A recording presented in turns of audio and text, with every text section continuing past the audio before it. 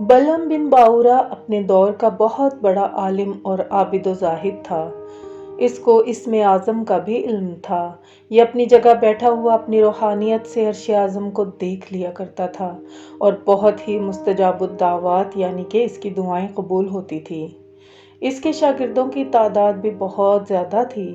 मशहूर ये है कि इसकी दरसगाह में तालिब इल्मों की दवातें 12,000 थीं। नाज़रीन, जब हज़रत मूसा अलैहिस्सलाम कौम जब्बारीन से जहाद करने के लिए बनी इसराइल के लश्करों को लेकर रवाना हुए तो बलम बिन बाऊरा की कौम उसके पास घबराई हुई आई और कहा कि हज़रत मूसा अलैहिस्सलाम बहुत बड़ा और निहायत ही ताकतवर लश्कर लेकर हमला आवर होने वाले हैं और वो ये चाहते हैं कि हम लोगों को हमारी ज़मीन से निकाल कर ये ज़मीन अपनी कौम बनी इसराइल को दे दें। इसलिए आप हज़रत मूसा अलैहिस्सलाम के लिए ऐसी बद्दुआ कर दीजिए कि वो शिकस्त खाकर वापस चले जाएं।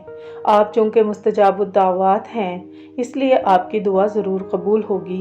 ये सुनकर बलअम बिन बाऊरा कांप उठा और कहने लगा कि तुम्हारा बुरा हो, खुदा की पनाह, हज़रत मूसा अलैहिस्सलाम अल्लाह के रसूल हैं और उनके लश्कर में मोमिनों और फरिश्तों की जमात है। उन पर भला कैसे और किस तरह बद्दुआ कर सकता हूँ। लेकिन उसकी कौम ने रो रो कर और गिड़गिड़ा कर इस तरह इसरार किया कि इसने कह दिया कि इस्तिखारा कर लेने के बाद अगर मुझे इजाज़त मिल गई तो बद्दुआ कर दूंगा।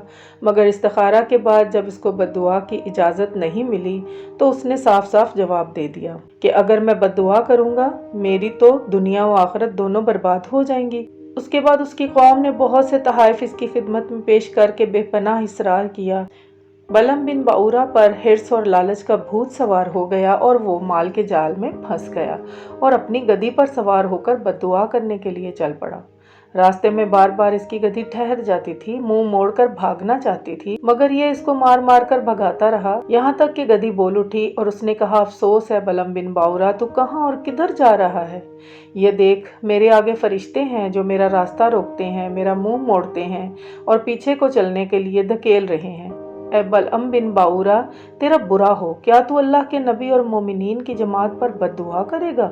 गधी की तकरीर सुनकर भी बलम बिन बाऊरा वापस नहीं हुआ, यहाँ तक के हुस्बान नामी पहाड़ पर चढ़ गया। हजरत मूसा अलैहिस्सलाम के लश्करों को बगौर देखा और मालो दौलत के लालच में इसने बद्दुआ शुरू कर दी। लेकिन खुदा की शान के हजरत मूसा अलैहिस्सलाम के लिए बद्दुआ करता था मगर उसकी जुबान पर उसकी कौम के लिए बद्दुआ जारी हो जाती थी। ये देखकर कई मर्तबा उसकी कौम ने टोका कि ए बलम बिन बाऊरा, तुम तो उल्टी बद्दुआ कर रहे हो। तो उसने कहा कि ए मेरी कौम, मैं क्या करूं, मैं बोलता कुछ और हूं और मेरी जुबान से कुछ और निकलता है। फिर अचानक उस पर यह गज़ब इलाही नाजिल हो गया कि नागेहां इसकी जुबान लटक कर उसके सीने पर आ गई।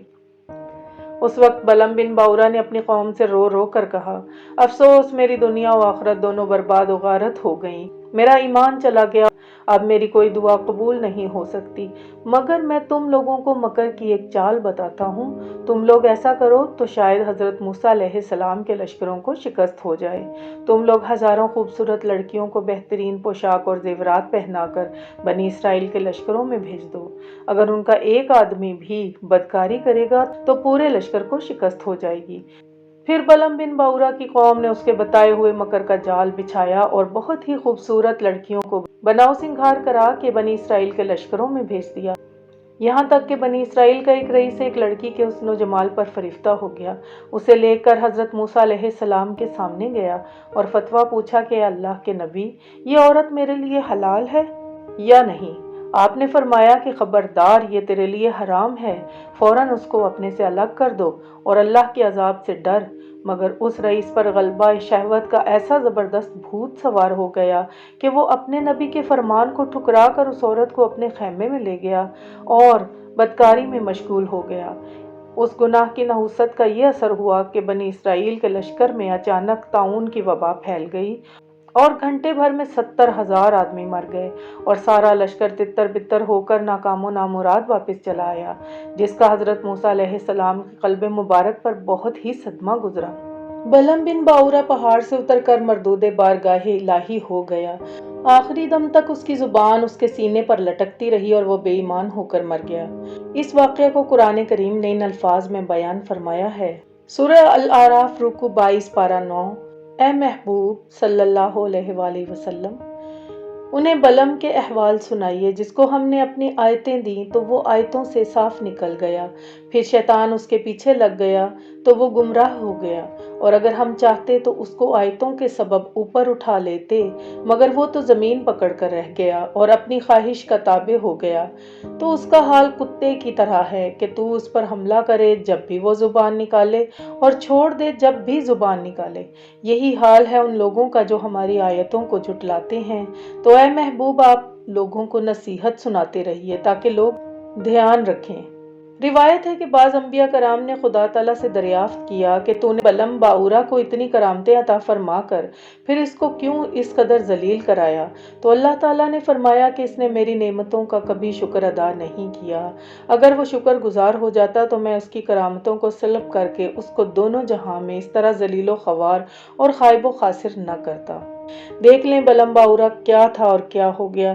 یہ کیوں ہوا؟ اس لیے اور صرف اس لیے کہ وہ مال و دولت کے لالچ میں گرفتار ہو گیا اور جان بوجھ کر اللہ کے نبی پر بد دعا کرنے کے لیے تیار ہو گیا، تو اس کا اس پر یہ وبال پڑا کہ دنیا و آخرت میں ملول ہو کر اس طرح مردود ہو گیا کہ عمر بھر کتے کی طرح لٹکتی ہوئی زبان لیے پھرا اور آخرت میں جہنم کی بھڑکتی اور شعلہ بار آگ کا ایندھن بن گیا۔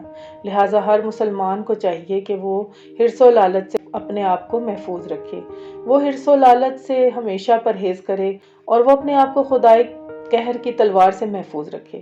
اس واقعے سے عام مسلمانوں کو یہ سبق بھی ملتا ہے کہ حضرت موسیٰ علیہ السلام کا لشکر جس میں ملائکہ اور مومنین تھے، ظاہر ہے کہ اس لشکر کے ناکام ہونے کا کوئی سوال ہی پیدا نہیں ہوتا تھا، کیونکہ یہ ایسا روحانی اور ملکوتی لشکر تھا کہ ان کے گھوڑوں کی ٹاپ سے پہاڑ بھی کانپ جاتے تھے، مگر صرف ایک بد نصیب کے گناہ کے سبب ایسی نحوست پھیل گئی کہ ملائکہ لشکر سے الگ ہو گئے، اور طاعون کے عذاب نے پورے لشکر میں ایسی ابتری پھیلا دی کہ پورا لشکر بکھر گیا اور یہ فوج ظفر موج ناکام و نامراد ہو کر واپس ہو گئی۔ اس لیے مسلمانوں کو لازم ہے کفار کے مقابلے میں فتح یاب ہونا چاہتے ہیں تو ہر وقت گناہوں اور بدکاریوں کی نحوستوں سے بچتے رہیں، ورنہ فرشتوں کی مدد ختم ہو جائے گی اور مسلمانوں کا رعب کفار کے دلوں سے نکل جائے گا۔ نعوذ باللہ۔